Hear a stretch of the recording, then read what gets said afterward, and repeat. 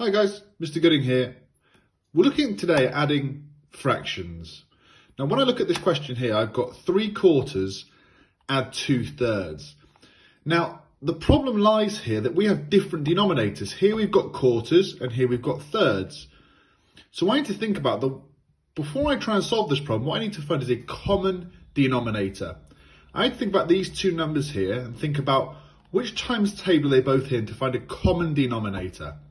Now I'm going to use my tables and think 3 and 4 are both in the 12 times table.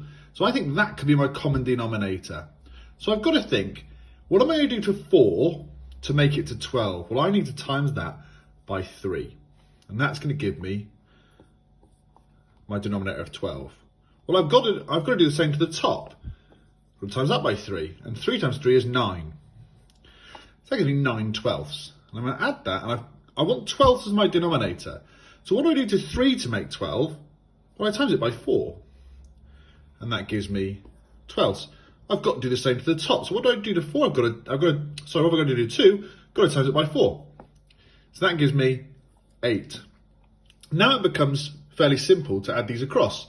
My answer is going to be in 12ths because that's what we're adding together, because now we have the same denominator. I've got 9 add 8, which I know is 17. And that gives me 17/12. Now at this point you might notice that your answer is an improper fraction because we have a larger numerator than our denominator. And at this point that's absolutely fine.